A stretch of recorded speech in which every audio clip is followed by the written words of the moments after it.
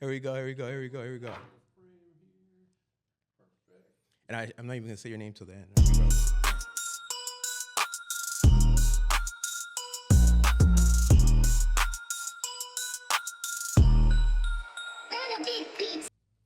Welcome to the I Am Rodism podcast. I'm your host, Rod Mentis, and today we have a special guest, which is my professor, my integrated marketing communications professor. And she's here because she's done a lot of things in the industry that I've been watching ever since I was in high school. So she's worked with a lot of people. She's worked with TV One. She's worked with MTV, VH1. She's been with worked with celebrities as Diddy, Jay-Z, Beyonce, Snoop, and the list goes on. So today I wanted to interview her because I'm very excited to ask her questions about Hollywood and her career and how she got her position here at Full Sail University. So without further ado, I'd like to introduce Sankaya Hall. Thank you. That was a lovely introduction, Roderick. I'm so happy and elated that you even thought of me to be here. I'm happy. Thank you. And thank you for all that you're doing, just with your platform and that sort of thing. Like, it's important. Storytelling is important. So Yes. you are doing the Lord's work. Yes. And the reason I want to ask you these questions about your career, because you are actually the closest person to what I've been listening to and watching on TV. Okay. So when I saw your description of what you've done and who you worked with, I was like, oh, this is my lane. Yeah. This is the closest I've been to these type of people and this type of industry. So the first question before we get into what you've done in the industry, I wanted to ask you, how did you get your position here at Full Sail University? Yeah, wow, what a journey, right? I think a lot of it obviously stems from the industry, but let me see where to start. So, one, I'm honored that I'm the closest person that you have to that space. But particularly so I'm a course director in media communications, and that, as you mentioned, I teach integrated marketing communications, also known as IMC. I actually started during the pandemic, and that was a very unique experience. If I'm not mistaken, I was the first person that they hired with Kathy Craven and the team they hired during the pandemic. And we were new to virtual work. We were new to, Zoom, and even having the students online. That was a transition for them. But yeah, I started in 2020, and I actually was recommended, or the opportunity came to me from Joya Poole, who used to be a course director in this program as well, and she's an alumni of MCBS. But yeah, Joya came to me, and she was saying that Kathy was looking for a marketing instructor. And at the time, I was a career advisor in the career development department here at Full Sail. I was advising students who were graduating from the entertainment business And and you started that in 2020, right? I started MCBS in 2020. I started the career advisor position in 2019. Oh, okay. So I wasn't even in that position for a year. Okay. And I very much enjoyed it, but I thought it was the perfect time because, again, the pandemic hit, and with Full Sailors graduating students every single month, people were still graduating looking for jobs. And so that pressure, just kind of came heavy. And so I was a career advisor for the entertainment and music business program. And when I came to Florida and when I came to Full Sail, I was coming from LA. Okay. And I know we'll get to this, but when I was in LA, I was working for Sean Diddy Combs' marketing agency called Blue Flame, which was a subsidiary of his enterprise, which is called Combs Enterprises. Okay. So I was essentially coming off of the music industry. I was looking for a change, and I know we'll get into that later. And I came to Full Sail, was a career advisor, and then a little less than a year, Kathy was looking for a marketing instructor, and so I transitioned to education. Got it. Yeah. And from what I understand, to work here at Full Sail, you have to have industry experience and a degree. Yes. Was that hard for them to find, for people to have both of those things? I think so. I think so, because a lot of times it's either one or the other. So it's either someone has all of the education in the world, but they don't necessarily have the entertainment business experience, right? Okay. Or you have all this entertainment experience, but you may have an associate's or a bachelor's degree. And I have a master's in public relations and corporate communications, which is multifaceted and very broad and can apply to a lot of things. So Sure. I didn't necessarily study marketing, but my industry experience was in marketing. Okay. And that was like almost an accident because I didn't even know what I was doing. Like I couldn't even put a name or a title to the work that I was doing. I just used to say like, I just help out and do a bunch of stuff. I just do events, Yeah. I kind of downplayed it because I didn't have the language. Right. And so it was, I think when I got to Full Sail and I feel like I'm still a student here myself because I learned so much. I didn't know what freelance was, right? Right. I was doing freelance, but I was just like, oh, this is just a one-off situation. Didn't realize that the term was freelance. And so Right. a lot of the language I actually started learning when I was working here. Yeah. Yeah. Now, speaking of education, you have your master's. From what I'm hearing through the grapevine, you're working on your doctorates. Is that correct? Yes, I am. What are you trying to get your doctorates in? I am studying higher education administration, so pretty much higher ed leadership. What's funny is my long-term goal had always been to be a college professor. So that's the only thing I ever wanted to do. That's the only thing I had known. That's the only dream that I had for myself I wanted to teach at a college. And so But now, go ahead. If that was your dream, Yeah, you're living your dream. I know. So you're about to get your doctorates. Yeah. What is your next step? Since you already attained your dream, Right. Which a lot of people don't attain their dream. You're here. You're doing what you want to do. Yeah. What is going to be? What is your next dream? You have something next that you want to do? So my next dream is the American dream is to work for myself. I still anticipate teaching long term, like probably retire from teaching. Yeah. But I want to be a consultant as well. And so the goal is to create special programming. One of the programs that I'm working on now, and it's actually as part of my dissertation or my capstone. Okay. Within my doctoral program, we have to basically choose a problem area. And so the area that I'm looking at is the experiences of first-generation students in communications. So those whose parents did not earn a bachelor's degree while students were studying for their degree. It's a very unique population, and Okay. what happens is there's a lot of secondary and high school programs to get first-gen students to college, Okay. but there's not a lot of programming to keep them, to make sure that they graduate college, right? And so these universities and these colleges, they receive money Sure. for getting first gens in the door. Right. But then there's an issue because they're not graduating, because they don't have the family support. They don't have the money. They don't have these different things. Okay. And so to make a long story short, my plan is to start here at Full Sail, create a support programming for those students, and then teach other colleges and universities how to implement this program and have greater success with their first-gen population. So you want to teach, you want to be a consultant, Mm-hmm. right? Which you're probably already doing both of those things, but you want to do it on a higher scale. Mm-hmm. The question is where does this passion or desire come from? Was there a teacher in your life that made a difference in your life? Yeah, I was a teacher's pet. Oh, you were a teacher's pet? Yeah, I was a proud teacher's pet, to the point where in middle and high school I played basketball, and usually when you're an athlete you have to take physical education Right. as part of your curriculum. Yeah. I was like, I don't want to be in gym. I run at practice all day. I don't want to do this again. Can Yeah. I please be an office assistant? Can I be a principal's assistant? Can I assist this math teacher and be like their assistant as my elective? And so I've just always been drawn to education. I think a part of it is just my upbringing. My mom was amazing, but she always worked, right? Yeah. And so my great grandmother, she really valued education and instilled that in me. And so Yeah. if nothing else, I've always been a bookworm. I've always been smart. And I just had this love for education. So the reason why I'm passionate about first gen specifically is because I was that student.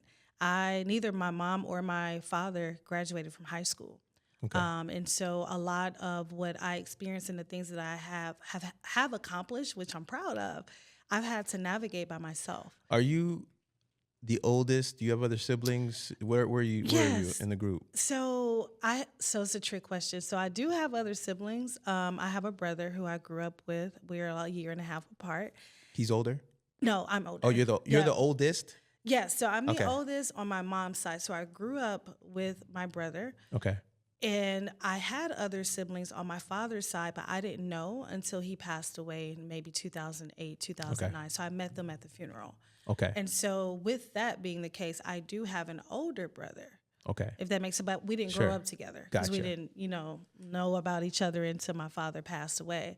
But growing up, as far as like when I was a youth and at home, Yeah. I was the oldest sibling. You grew up in Detroit. I did. I've never been to Detroit. Okay. I watched battle rap. Listen to hip hop. I know Boldy James, Calico. I know these people from Detroit. I heard Detroit's rough, but I don't know what part is rough. But then I heard Detroit's very beautiful in some places. Yeah. Where did you grow up? Man, so again, another trick question. So I definitely grew up in the rough part, the Brewster projects Okay. in Detroit. It's historic because Diana Ross and the Supremes are from the Brewster project housing, right? A lot of great talent come from there, and it's funny because our neighborhood, I mean, tall brown buildings and the regular like townhouse styles, it looked rough, but literally I was walking distance from Ford Field where the Detroit Lions play, walking distance from Comerica Park where the Detroit Tigers play, right? There's, the Fox Theater. So all of downtown is literally walking distance from my project housing. So it was one of those things where, I grew up rough, but I could walk across the bridge and be in all of the lights and sounds and excitement and the concerts and the festivals and all of those things. Yeah. And but as a city, it's coming back. I went recently for my family reunion over the summer, and I was like, wow, I remember this used to be here, and they're building it up. And gentrification is real in Detroit, but it's definitely tough, not only from an aesthetic standpoint, Sure. but also from like a violence standpoint. I experienced seeing someone shot in front of me very early. Okay. Yeah, and Okay. so it's that the behavior, and I don't blame the citizens. I love my city. I love my people. I think it was just being a product of their environment. You do what you need to do to survive, and if this is the culture and someone's coming after you, you're gonna get them before they get you, and so that's just what it was. Yes. I have a question because I have a friend I interviewed, and he was from the projects. Okay. He spoke really proper. And I did an interview with him about that. Like, how do you sound like that? And you're from here. Yeah. Right. So you're from the Brewster Projects. Do you don't sound like the people you grew up with, right? I code switch. So you know how to do that, right? I very, do. Very easy. Yeah. You've been doing it a long time. I have. Now, in the environments that you grew up in, what you've seen and what you've been around, being who you are, being curious to want to be in education and be the teacher's pet and all this kind of stuff, you were kind of an anomaly compared to what was going on around you. Yeah. So much. how did you fight against, or I guess that's an example of whoever you are is who you are.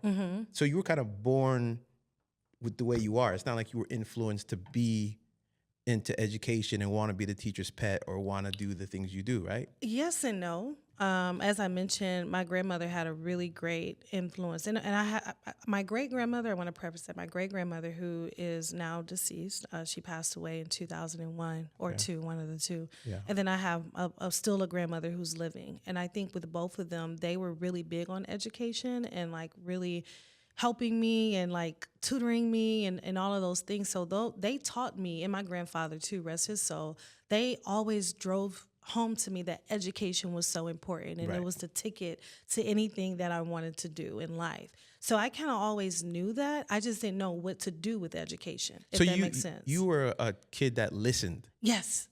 Right? I'm a rule follower. Like you listen. Yes. Like they're telling you and you believe it, you're listening. Yes. Okay. Yeah. And so that's what it was. And also, I grew up in the projects, but I spent a lot of time with my grandmother because my mom worked a 3 to 11 schedule. Yeah. My mom was a housekeeper for, I think, close to 30 years. Yeah. She started working very early, but she had a very unique schedule. And so I spent a lot of time with elders and aunts and uncles, and they, made great decisions as well. And so although my parents didn't necessarily go to college or finish high school, I have 2 uncles who really made an impact, and they went to college, and they're well off into their careers. And so I still had influences around me. And I was really close and am still really close to my secondary and elementary school teachers. And so they still mentor me to this day. When I went home over the summer, I made sure to see all of them. The people that I still have a relationship with, middle school, elementary, college. Before going to Texas Southern University, where I earned my bachelor's degree, I was at a community college in Detroit because I was just trying to figure it out, you know. And there was a community college instructor, Dr. Kim Logan. She was the one who encouraged me to go into communications. Okay. She told me this is your gift. Until this day, she calls me her A student because I was the only student in the class that had an A. She was a very tough instructor. Yeah. And I say that with love. She was very tough, and if I'm posting something on Facebook, she's always commenting like, "I'm so proud of my A student." And so is those people, and I'm intentional about keeping up with them and checking in on them as humans, but also keeping them updated, you know, as to what I'm doing. Do people ever say that you have an old soul? You ever heard that? Yes, I do. I just met you today, and I could feel it. I could sense it. That's a compliment. Thank you. You know, because I mean I guess that happens when you listen to your grandparents and your people around you that are older. You take in the wisdom instead of me saying, you know, don't know what you're talking about. That's the old days. Yeah. So and I don't want to make it seem like I was so perfect. Like there were still some things that I had to learn the hard way. But for the most part, I was definitely a good kid, so to speak, and it did me well. Okay. Listen, so another question I have is, now you got your degree in TV. I didn't. So when you talk about speech, I majored in speech communication for my bachelor's. Okay. And that was intentional because, as I mentioned before we started this, I grew up being very shy to the point where I would have something to say and I just wouldn't say it because I was scared, or I was like afraid of what people were going to say, or me not sounding proper. Do you think you're still shy? Yes. You think you're shy? Okay. I'm more introverted. I can be extroverted when I need to, but my natural state of being is just being to myself, and I'm very good with one-on-one conversations. Yeah. I'm not the person that walks into a room and say, "Hey, everybody, I'm Sankaya." I have to slowly ease into it. So I got a question, because you're in education. Yeah. You want to be a consultant. Yeah. Don't you have to talk to a lot of people? I do, and I do it well. But what I'm saying is just, I have to almost force myself. I have to give myself a pep talk. I have to pray and meditate, and I have like a whole routine. Yeah. Because that's just not natural to me. And naturally, I'm a writer. That's why I love texting. I ask my students, like, do you prefer, one of my fun fact, like when I have my campus students, I have this personal quiz. I trick them and I say, welcome to class. Now it's time for your first quiz, right? And they're like, what quiz? We just started. I'm like, it's fine. And so I give them a personal quiz to kind of learn more about them. And one of the questions is, would you rather text, call, or video chat? And a lot of times, you know, they're like, oh, I'll do FaceTime. I do video chat. And I was like, yeah, I'm a texter. And they're like, really? And because they look at me as I'm old, but yeah. So, but it's been interesting. I want to go back to your freelancing time. Okay. So you were freelancing, but when I talked to you before, you were kind of like doing things freelancing that you were doing that you didn't even know you were doing, that was helping your career and making decisions upon yourself to take care of things. Yeah. Now, when it comes to freelancing, what are the how should I phrase this? You freelanced, right? Mm-hmm. And you worked for free. Yes. Right? Now, what was the pros and cons to that? Okay. And what kind of advice would you give to people that want to, you know, boost their career in freelance, whether it's free or not? Like, give me a little bit more about freelancing. Yeah. So as I mentioned, I had no idea that this was freelance. The very first opportunity that I had as a freelancer, it was a volunteer role with BET Networks. Their headquarters was still in Washington, D.C. at the time. I was in D.C. for grad school. And what happened was I had a friend who I actually met at a communications conference when I was in undergrad. And when people talk about networking, I'm more of an organic networker. I'm not the person that come in and try to sell you something, or it's like if we just click, we click, right? And so with this friend, her name is Natasha. Natasha was at, I think, Michigan State University, and we bonded over being from Michigan, even though I was in school in Texas. And so we were in our senior year of undergrad, and we both had plans to move to Washington, D.C. I went for grad school, but she went because she had an internship with BET.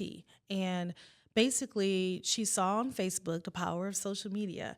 I used to do concert photography. That was a hobby. I didn't know that it could actually be a career at the time. Okay. She saw that I did a concert. I shot a concert for Brandy, the R&B singer Brandy, and I posted on Facebook, and she called me up and she said, "Hey, what were you doing with Brandy?" What's interesting about that story was that I was there for photography. I saw an opportunity where her dressing room was not set up. And so I'm just walking around the venue waiting for the show to start. I knew that she was on the way. I saw this dressing room with all of the stuff in there, but no one had set it up. And I'm looking at the time and I'm like, what's happening? Right. I just took it upon myself and did it. I just did it. Just had a desire to just want to fix it and help the team. Yeah. Just for self gratification. Yeah, just like, because just even from an experience standpoint, because I'm big on experiences, I was like, this girl is coming here. It's not my job. Yeah. I'm just here as media. Yeah. Right. But I have an all access pass. And so I go in the dressing room and I was like, well, let me just help them out. Yeah. As I'm putting the pieces in play, and her manager, Brandy's manager, who at the time was also her boyfriend, he comes in a room and he's like, "Wait, you did this?" He said, "You work here?" And I said, "No." I'm explaining the situation. And he's like, "No way." He's like, "I have to introduce you to her when the show is over." And so I was out in the venue. It was like a House of Blues type of setup. Yeah. And sure enough, he found me. Yeah. And he basically was like, he told Brandy, like, this young lady, was the one that actually did it. This is not. We bond, we take a picture. I put it on Facebook. My friend Natasha sees it, and she said, "Hey, what were you doing with Brandy?" Yeah. So I explained the whole situation to her, and she said, "Well, if you're setting up dressing rooms, we need help like that at BET." Yeah. And I was like, "Well, I don't, I'm gonna say imposter syndrome, but I was like, I don't do this for real. I just did it that one time. Like, I'm not a pro in this." Right. And she's like, "Well, if we need help, would you be available, or would you be willing to come and help us sometimes?" Yeah. And I said, "Yeah, sure, call me." I didn't think anything about it. Yeah. Sure enough, 2 weeks later, she calls me and she says, "Hey, we really need help with the Bobby Jones Gospel Show." Yeah. At that time, 106 in Park was still on BET. That was the show to do, right? That's what Free and AJ. Okay. Yep. So they were filming in New York, and so a lot of the interns that BET had at the time wanted to just work cool or hip or relevant shows, right? Yeah. Bobby Jones Gospel, again, talk about old soul. I grew up watching Bobby Jones Gospel, which is like a gospel show. It comes on 7, 8 o'clock in the morning on a Sunday, right? Yeah. So, but I grew up with my grandmother watching that. So in my mind, I'm like, this is historic. Yeah, right. Yeah, sign me up. Right. And so... So she said, "Yeah, just come up to the studio and we'll teach you everything." So I just dropped everything that I was doing because, again, a kid from the Brewster Projects, like, to work on BET, a network that I grew up watching, like, that was crazy. Yeah. And so I get to BET, and instantly they kind of just threw me into the wolves. My friend, she gave me like a 5-minute tour. Here's wardrobe, here's hair, here's sound check, here's the artist trailers, here's the stage, here's food and craft, talent craft. And I was just like, okay. And then immediately, so I was a talent escort. And immediately I was assigned to assist Michelle Williams from Destiny's Child. Michelle. Why were you assigned that position? That was kind of the role. So that's what they needed help with. Got it. They needed talent escorts. That's what it was called. And it's basically just having a go-to person for each of the artists. And so when she called me, that's what they needed help with. But I didn't know. I just was like, I'll just help with anything. Yeah, right. And so but she had that belief in me. And I think because I had worked I was in the same space with Brandy, it was like, surely she can do, this, right? Yeah. I had no idea what I was doing. I didn't know what a talent escort was. I didn't know anything. Yeah. And so Michelle Williams had just departed, or Destiny's Child had just broken up. You know, Beyonce, Okay. Kelly, they were doing their solo careers. Yeah. Michelle Williams was moving into gospel. Okay. And so that's why she was at this show. And instantly, I was just honest, and I said, this is my first day. I am a volunteer. I shouldn't have said that, but I was just trying to be transparent so that there wouldn't be any expectations. Yeah. So I was like, you know, I'm here to assist you, but this is my first day. I don't work for BET full time, so we're going to have to figure this out together. Sure. Because I don't know the space. I don't know the premise. Yeah. Needless to say, that went really well.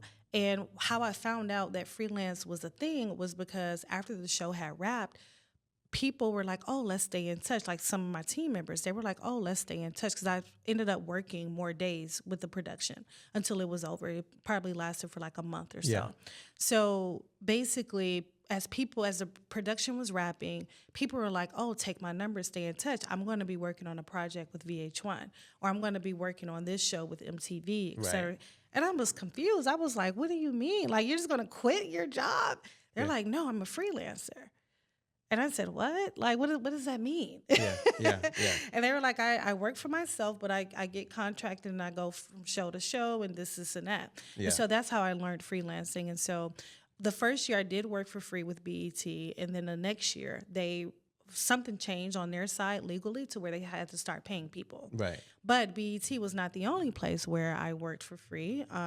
Going over to TV One, I think my first gig was volunteer based. And then even as I started to work with Mr. Combs, I was funding myself to go and help with the different activations or even the Bad Boy reunion tour. But when you were funding yourself to do those things, were you like, okay, I'm gonna fund myself because I want to get closer or get to the next level?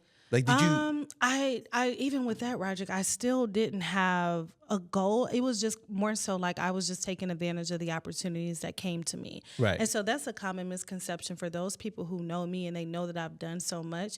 They have a misconception that this was my dream.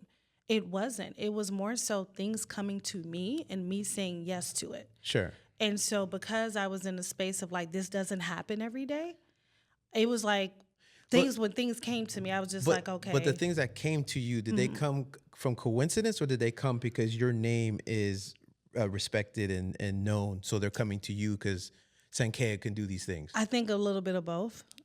Okay, a little bit of both. Right. And I say that because coincidental in a sense that I didn't look for it. Yeah. You know what I mean? Right. Yes, my name holds weight and I do good work and people know that. Right. But I could literally, honestly, if I can be honest with you, just last month, September, someone reached out to me to work on a rebranding campaign for Tyrese Gibson. Tyrese, Yeah, and I turned it down, you know. Why? Can you tell us why? Capacity. I have other priorities right now, and I'm in a space where it's like I'm fortunate to be in a space to where I don't take on everything that comes to me because that had been like all of my 20s, right? Right. So then you get to a point where you have all of these things on your plate and you have to prioritize. And for me right now, school is a priority. Sure. I'm in my last year of my doctoral program, so I need to finish that. But then I'm also I'm teaching here and I'm teaching at Valencia College. And then I'm working with the NFL, with the Tampa Bay Buccaneers. And so with that, with all those moving pieces, it's one of those things where, and I've worked with Tyrese before. It was some things that happened, and I knew the amount of time I would need to put into that, and I didn't want to take that on right now. Let me ask you. So we're gonna segue here a little bit to Hollywood because we can see that you are moving up and doing what you're doing and connecting and networking. How did you get to LA? Because you were in Hollywood, because you said you were there before you came here. Yeah. So before you got to Hollywood, is that where you wanted to be? Were you like, I made it? No. I'm in Hollywood. Roger, when I tell you this was not on my bingo card. Yeah. So for context, and I do want to go back, I will go back and answer your question about the pros and cons of freelancing. Sure, yes. But when it came to LA, It was so at that point it was less about Hollywood and more about the situation that I was in and trying to find stability. And so that's one of the cons when it comes to freelance. I'm used to having a 9 to 5 with benefits, with this, with that. And so when I started to work with BET and I started to do all these different things, I was working full time with the National Society of Collegiate Scholars. So NSCS is an organization that we have here at Full Sail. That's how I learned about Full Sail, because my job at NSCS was to bring this organization to colleges that did not have them. So that was my full-time job. But I traveled a lot and I had a lot of flexibility. But real quick, what did that organization do? What was the Oh, it was an honor society. So they basically honored and recognized students who have a 3.4 GPA or higher in their first and second year of college.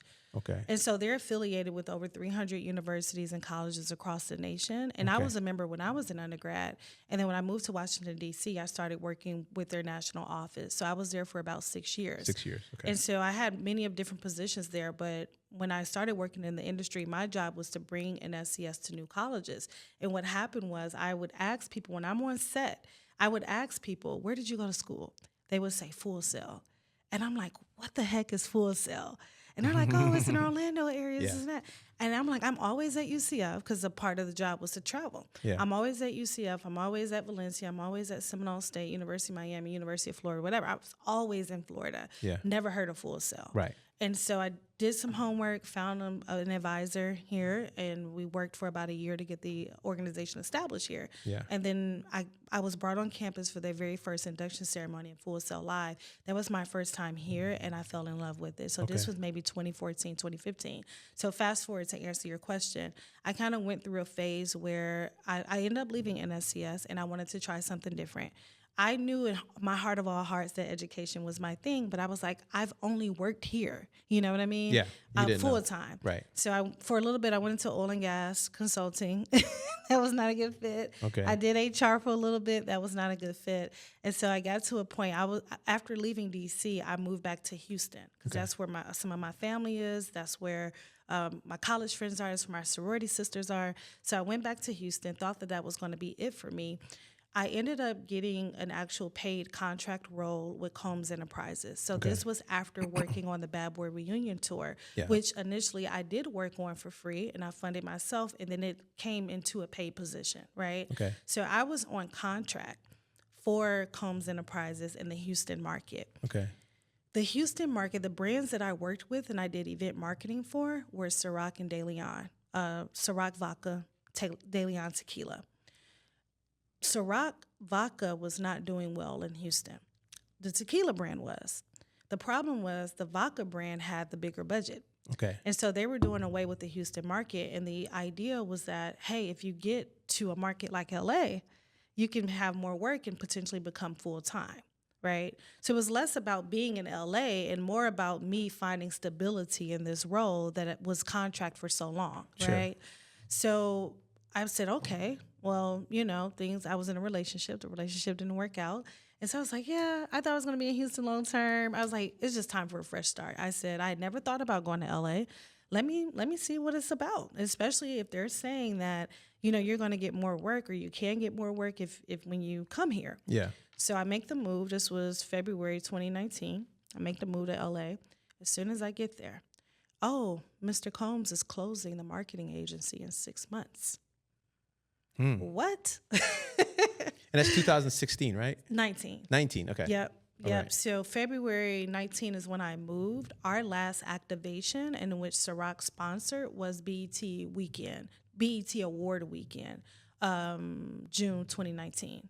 Okay. And so after that, that's when I started thinking about, okay, do I want to stay in LA? And I went through a whole process. I was applying for different record labels. I was applying for different studios, just trying to find something. Yeah. And it just wasn't working out. Right. And then that's why I was like, you know what? And I started to literally make a list as to what I wanted and what really fueled me, what really feels good to me. Because my LA experience, I don't regret it because I saw so much and I learned so much. Right. And basically it got to a point where I was like, you know what? I want to go back into education. And so when you talk about the Hollywood experience and the LA experience, I would say my experience was just unique because I was in Hollywood. Yeah. And I did see a lot that just honestly just didn't sit well with my spirit and it didn't align with who I was. And what I mean by that, there's a lot of recreational activities Right.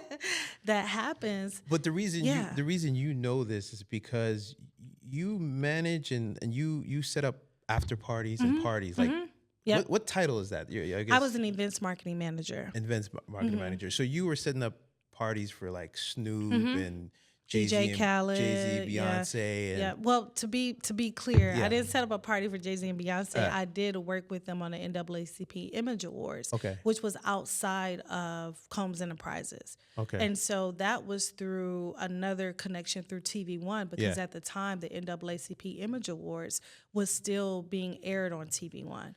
And so Jay-Z and Beyonce were there, Issa Rae were there, and so my role there was a little different. I managed a hospitality team. So at the award show, what that looked like was us just being hospitable to the artists, making sure that they have everything that they need, whether it be drinks, water, snacks, kind of moving them, making sure that they're on stage at a particular time, that kind of thing. Production. Do you meet these people like Jay-Z, Beyonce, Diddy, and all Snoop? You meet them. I do. So most of them I do with Jay-Z and Beyonce, and I'll be honest about that. I was in the same room with them. Yeah. I talked with their people, but it wasn't like a formal, hey, my name is Sankaya, right? Yeah. With Diddy, yes, right? I have pictures with him. Yeah. You know, I have videos with Snoop. Was at DJ Khaled's house. I have pictures with him. Yeah. I have pictures with a lot of people. Sure. And depending on the situation and depending how big of a star, I've been in the same room with Mariah Carey. Yeah. I've been in the same room with Oprah, right? Sure. But Wow. it doesn't necessarily mean that I actually Sure. met them. So yeah, it depends. It depends on the situation. Is it? I don't know who you're a fan of because you work with a lot of people, but is it hard to work with, people that you might be a fan of and keep it professional? It's not hard for me. Not hard for you, Yeah. right? But I was thinking it wasn't hard for you because that's one of the things when I saw your videos for our class, the way first of all, your class was hard for me, right? So I know you're an educator because you were making sure that we I don't know how to feel about that, right, but okay. right. No, it was hard for me. For me, that's all I'm saying. It was, I hear that a lot though. So you're very detailed. But when I was watching you seem very like a serious, strong. You got a presence. Your business. This is what we need. Yep. This is what needs to be done. These are the rules. Yep. Follow them or Yep. don't follow them. That's up to you.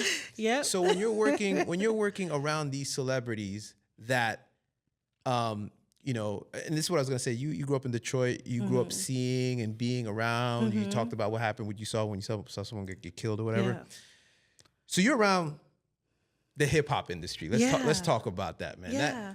That could be, you know what I mean? Yeah. Did you know how to handle yourself in those environments because you were younger, right? You were, I don't know, in your 20s. I don't know how old you were, but you were younger. You're a young girl. They're older. They're powerful. And then I know you said you saw things and stuff like that. So was it hard to? You're a strong person. For someone that's not as strong as you, it could be even more difficult, right? It's difficult already, but it's more difficult if you're not ready or familiar or experienced in some of these areas, right? Yep.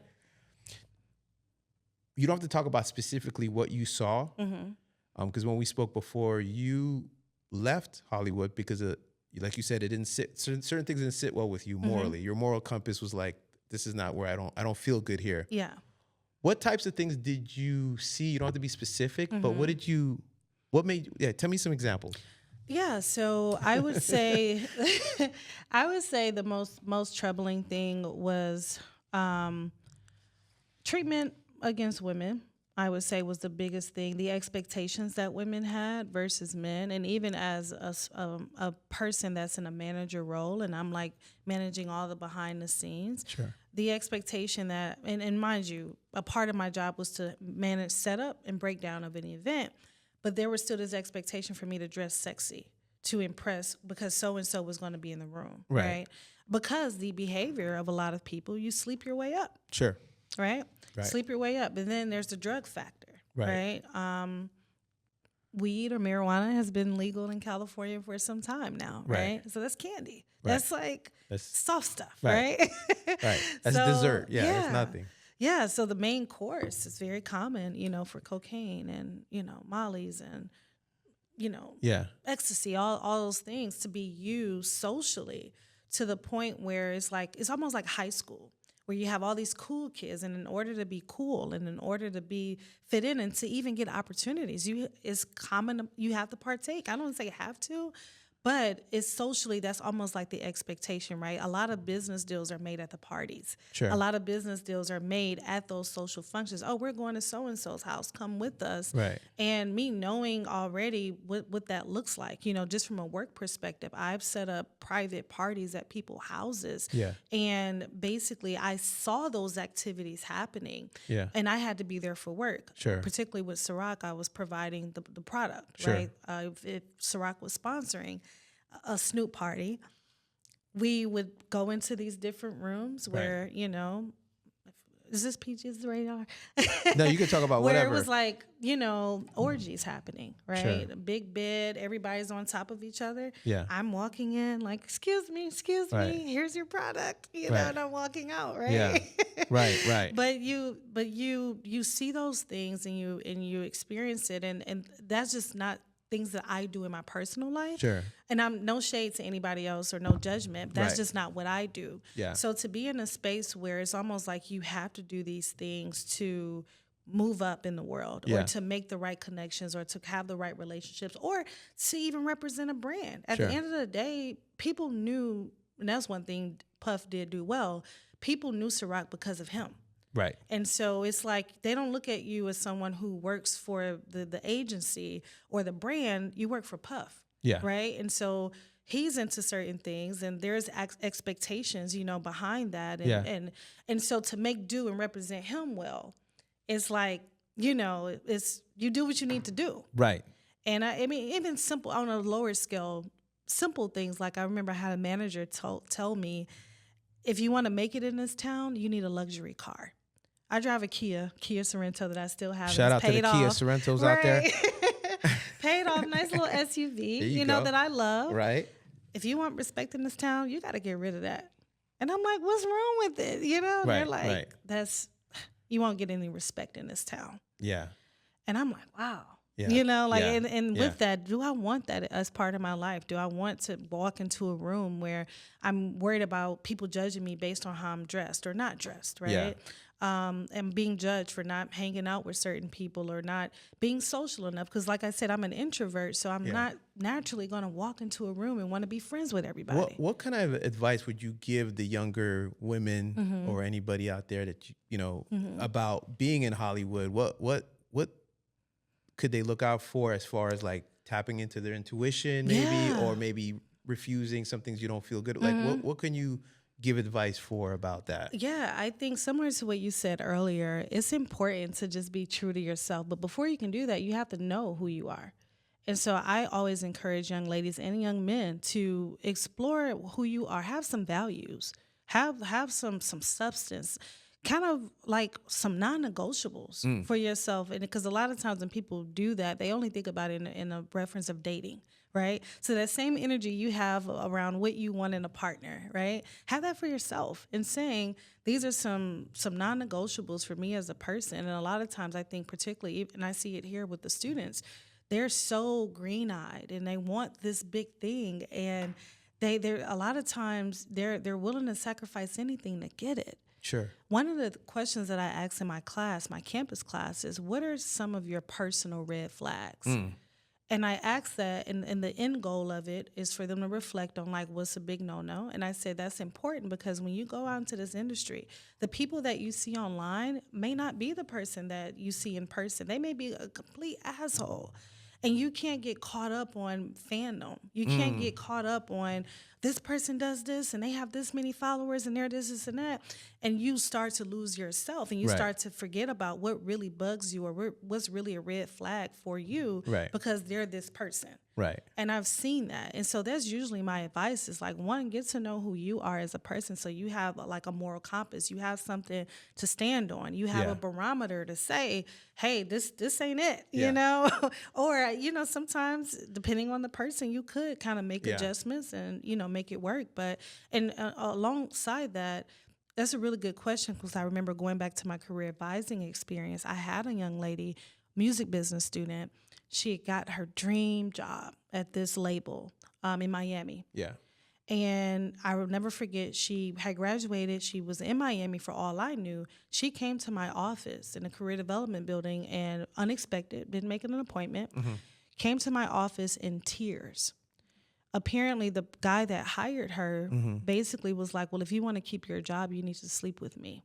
Yeah. And it hurt her because she didn't know what to do. Sure. And so she came to me and was like, what should I do? And I was like, that's a hard question because I can't tell you what to do. Like you know, I'm your advisor, but Right. you know, I didn't want to say, well, it depends on how bad you want it. You know what I mean? Yeah. No, that's true.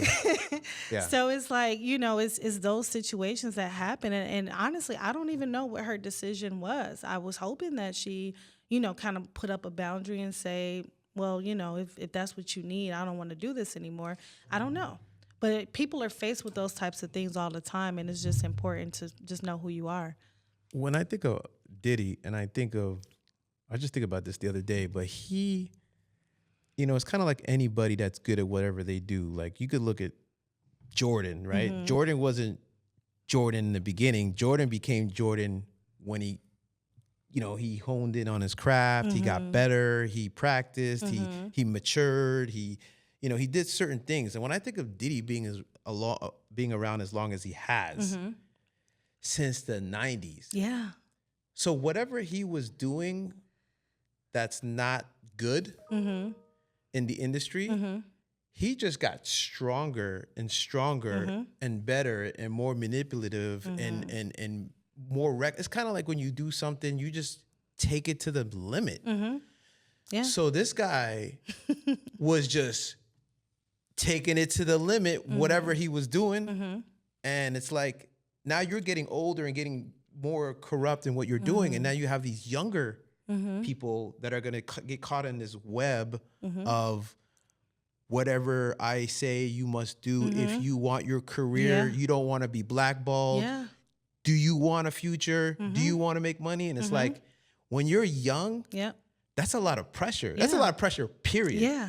But being a 18, 19, 20, or whatever age, is and when I factor that in there, it's actually really, really bad. It's already really bad, but it's like you think about it. But these type of things are not going to change, right? Like the industry is the industry, right? Like this is going to continue. Yeah. Diddy goes to Until jail they get forever. caught. It's still going to continue with somebody else. Yeah.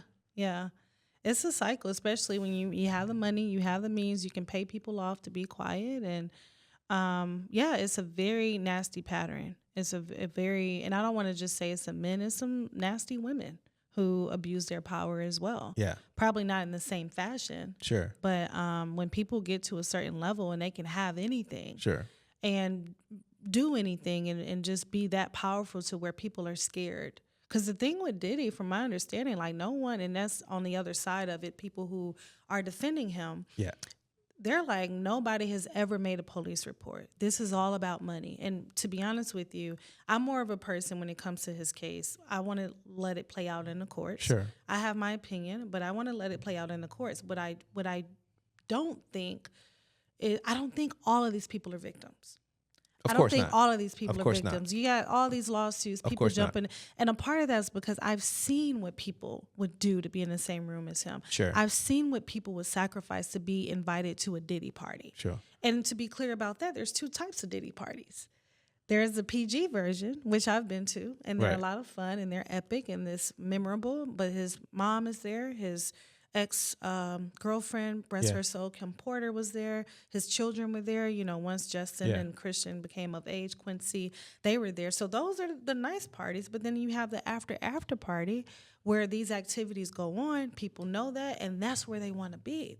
Sure. And so you go into a situation knowing, and then now you want to cry victim. Yeah. And so, again, some people are truly victims. I do believe that, but there's a lot who are just jumping on the bandwagon. And so with that, for the people that are true victims, I do believe a lot of them were afraid. You know, and same with Bill Cosby. You know, it's a cycle. And if you, and particularly, I've seen people get blackballed, even on the professional side, where they did something, they said something Puff didn't like or Diddy didn't like. Not only will they get fired on the spot, they're blackballed from working anywhere else in the industry. And the way that it works is, even when my contract was up and the agency closed, me looking for other jobs at record labels and stuff, it was, oh, you worked for Combs Enterprises? Let me call this person and see what they have to say. You know what I mean? Yeah. And so that's the culture. And so you don't want to burn bridges in that way, or you don't want to say anything because you want to find another job. got two questions, and then we'll take it somewhere else. Okay. This is just my curiosity questions for my brain. Okay. You're around all these celebrities, all these professional players or whatever. Have you ever dated you have? You don't need to tell me who. No. I had. I'm listening. Okay. All right. Would you ever date like someone in the industry that, I don't know, like, I don't know nothing about your personal life, and we don't have to go too deep, but like, because this is what I'm thinking. I'm thinking like, would it be like what is it called when a manager's dating an employee, conflict of interest, or is it? Yeah.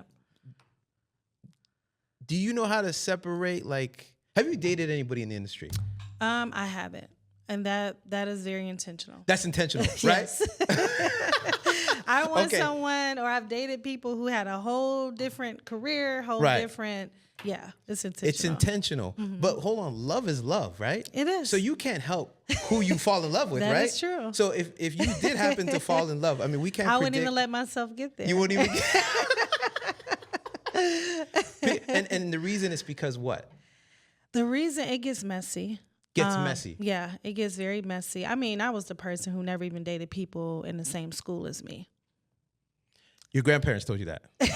Because that sounds like a wise move right there. That's not like, I don't know. People make mistakes to realize that. Yeah, I did. I think it was just, I'm very observant. I have a lot of friends who went through that, and I just never wanted that to be my story. Sure. So in the same sense, I've had friends, I've had colleagues who made that mistake, or even, sleeping with married people was a thing. And it just always turned out messy. I have to think long term, like how this could be.